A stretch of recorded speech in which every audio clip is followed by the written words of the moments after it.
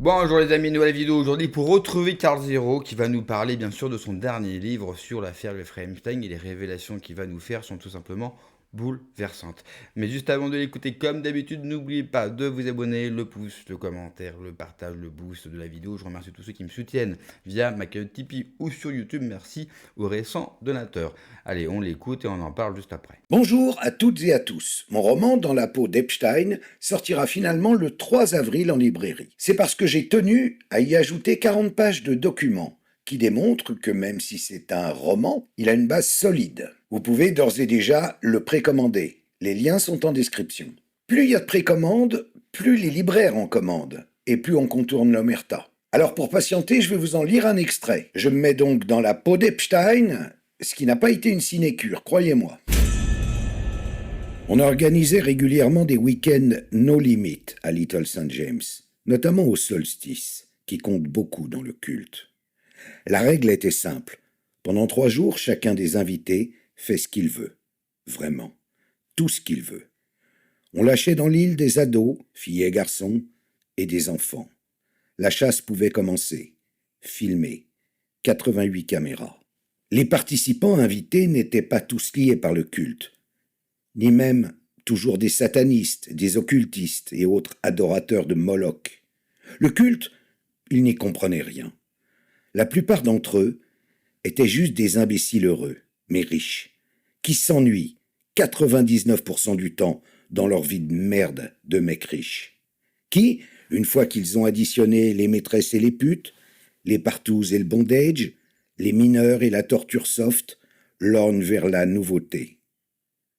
Les petits-enfants. Qui durent 40 jours. Ceux qu'il a passés en prison du 7 juillet au 9 août 2019 avant d'être assassiné. On l'a réduit au silence parce que ce qu'il allait révéler à son procès était énorme, impensable, inacceptable. Et c'est justement ce que je décris de l'intérieur sous cette forme de journal intime. Ce système où des puissants peuvent tout se permettre sans jamais être inquiétés. Je veux que vous compreniez parfaitement comment il fonctionne ce système, en détail, comment il mène le monde pendant qu'on vous balade à tout point de vue. Moi, c'est sur le pédosatanisme où je te suis pas trop, où j'ai toujours du mal à croire qu'il y a toujours... Tu es toujours mordicus sur ça, tu penses qu'il y a vraiment des réseaux pédosatanistes. C'est pas une légende urbaine, ça, entre nous. Non, parce que tu vois, pour être crédible, faut, à un moment donné, tu vois, il y a peut-être un sujet sur lequel, là, ça aspire tout le mauvais côté du truc pour te décrédibiliser. Je pourrais te répondre pendant 2 heures sur l'existence des réseaux pédosataniques. Je ne vais rien en faire, parce que là, je ne suis plus journaliste. C'est ton intuition, ton intime conviction. Tais-toi. Je suis président d'une association. Qu'est-ce que c'est ? Quelle association ? Justice pour l'enfance, un collectif d'avocats qu'on a créé il y a 2 ans, de façon à aider les enfants en difficulté dans des cas d'abus, de maltraitance sexuelle. Le rapport avec le pédosatanisme. Eh bien, toutes sortes de dossiers nous arrivent. Il y a un site sur lequel tu peux aller voir, justicepourlenfance.org, où tu peux t'inscrire et demander une aide. Nous, on est là pour aider ceux qui n'ont pas les moyens d'être défendus. Il y a des affaires ceux qui n'ont pas d'aide juridictionnelle, par exemple. Parmi ces dossiers, il y a des dossiers de ce que tu appelles réseau pédosataniste, ok, actuels. Ces dossiers sont maintenant confiés aux flics, aux gendarmes, et ensuite ils montent au parquet. D'accord ? Actuellement. Actuellement. Donc je ne peux pas, moi, en parler. Je ne peux pas te dire que où ça se passe. Mais rien n'est avéré encore. Ça veut dire que nous avons 4 affaires de réseaux de ce type. La différence avec Cotino, c'est que ce sont des réseaux plus organisés que Cotino, où c'est un peu la même chose. Il y a des victimes, qui sont des enfants, il y a des gens qui viennent de toute la région pour violer ces enfants. La différence, c'est que, en plus de cela, il s'agit d'un rite sectaire. Voilà. Donc, avec un décorum, avec des chants, avec des tenues et avec, parfois, des meurtres. Voilà. Des sacrifices, ça. Des sacrifices. Donc, je sais que ça paraît fou, ça fait froid dans le dos. Tu vas me dire que je suis toujours fou. Je te dis, j'ai 4 à faire. Donc rendez-vous d'ici 1 an, 2 ans. Si moi j'en parle maintenant, les personnes qui font ça, dont nous avons les noms, qu'est-ce qu'elles vont faire? Porter plainte, disparaître, détruire les preuves? C'est pas mon intérêt. Et tu as déjà des noms. Attention, parce qu'il était quand même plusieurs semaines par an en France. 6 mois. 6 mois. Avenue Foch. 22 avenue Foch, plusieurs étages, je suis allé voir. À faire des soirées quasiment tous les soirs. Bien avec sûr. toute la bonne société française. Certains ont avoué, Jack Lang, bien sûr, mais Michel Hazanavicius et d'autres. Mais alors, c'est vraiment... pardon, on ne savait pas. Non, mais ça, c'est une sombre connerie. Ils savaient, évidemment, puisqu'il y avait des partouzes là-dedans. Il faut arrêter les conneries. Quand t'es Epstein, que ton métier, c'est de faire du chantage sexuel, tu crois que quand t'es à Paris, tu arrêtes le chantage. Ah bah non, je suis à Paris, je me détends. Non. Et d'ailleurs, c'était le même mode, c'est-à-dire qu'il y avait une salle de massage, une salle de sport, des caméras partout. Des caméras partout, Pareil. du son partout. Une déco plus que interlope. Une déco de bordel, un salon chinois, enfin, non, on rêve.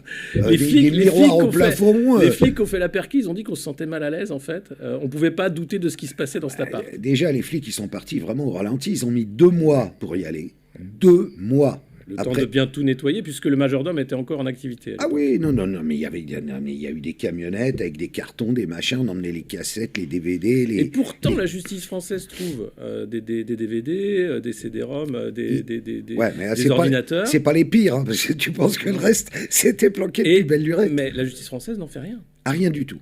Et à ce moment-là, je me souviens très très bien de ce moment-là. C'est le moment où je commence à enquêter sur Epstein. Tu penses?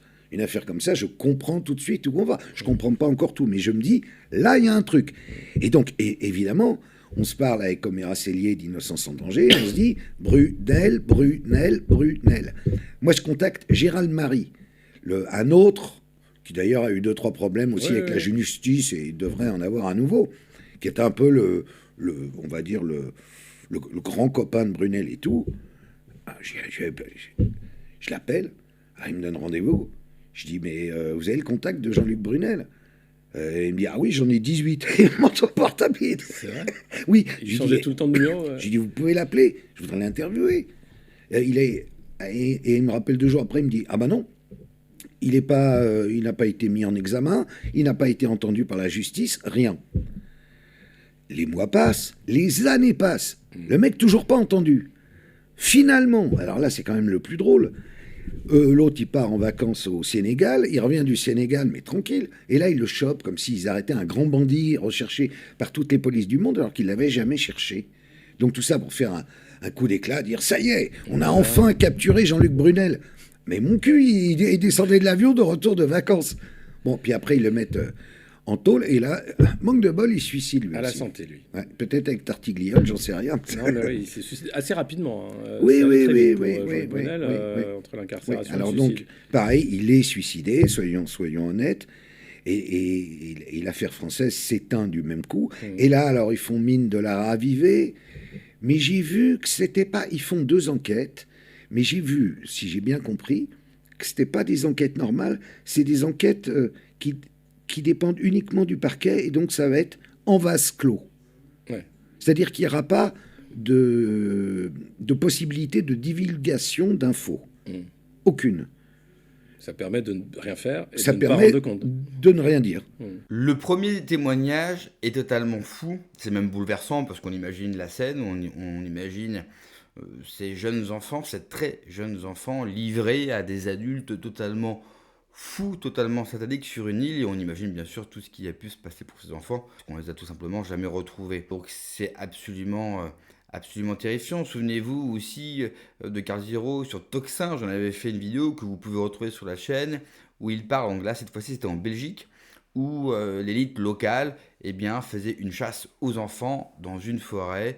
Ça aussi c'était bien sûr une histoire sombre. Pour revenir aussi à l'extrait que vous avez vu de Carl Zero avec Éric Morillo, et je remercie Éric Morillo bien sûr pour l'extrait de sa chaîne YouTube Les Incorruptibles. Éric Morillo, lui, n'y croit pas, il dit que c'est beaucoup trop gros, en gros il faut apporter des preuves, il faut apporter des noms. Je comprends totalement sa réaction parce que j'ai eu l'occasion de le lire à plusieurs reprises. Ce fut la mienne.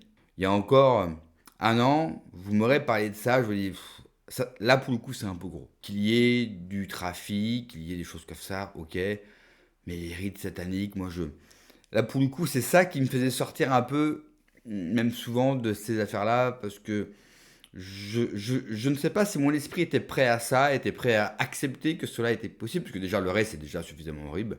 Mais fort de constater, parce qu'aujourd'hui on a non seulement les témoignages, on a l'affaire Jeffrey Epstein, on a les mails, enfin aujourd'hui ne pas y croire c'est quand même devenu extrêmement difficile. Mais je ne jette pas la pierre aux gens qui nous traitent de fous quand on parle de ça.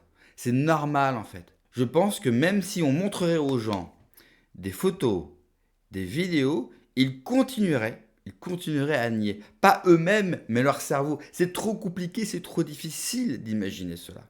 D'imaginer que des adultes, en plus, on parle pour le coup de gens connus, de célébrités, de gens riches, donc des gens qui sont aimés aussi par les autres. Donc imaginez, vous aimez une idole, une star, une célébrité, et puis tout d'un coup, vous la voyez courir dans une forêt ou sur une île pour tuer des enfants. Enfin, c'est juste aberrant, quoi. Et à l'époque de l'IA, il sera facile pour les gens de dire non, mais ça c'est de l'IA, c'est pas possible, c'est beaucoup trop gros. Parce que même dans les films, on n'a pas été aussi loin, même dans les films d'horreur, pour ceux qui sont fans de ce type de film, ça ne va pas aussi loin. Parce qu'il faut l'écrire, il faut y penser à ça. Il faut être vraiment tordu. Et je suis même pas sûr que si vous mettez de telles scènes dans des films, que ce film-là soit autorisé à sortir, parce que je pense que les gens auraient la gerbe. Parce qu'il n'y a pas seulement des enfants qui sont tués, il y a des rituels. Enfin, l'affaire de la rue du Bac. L'affaire de la rue du Bac. Où cette femme témoigne, j'en avais fait aussi une vidéo, où elle témoigne. Des gens avec des capes, avec des masques. Aujourd'hui, ce ne sont malheureusement plus des théories du complot. Nous avons tous les éléments, bien sûr, pour ouvrir les yeux. Le plus dur, bien sûr, c'est obtenir justice. Mais moi, je crois que dans ces cas-là, même si nous obtenons les procès, mais j'ai bien peur qu'on ne sera jamais satisfait des verdicts au vu de cette cruauté. Merci d'avoir regardé la vidéo, les amis. N'oubliez pas, comme d'habitude, de vous abonner, le pouce, le commentaire, le partage, le boost de la vidéo. Prenez soin de vous, que Dieu vous protège. Allez, ciao.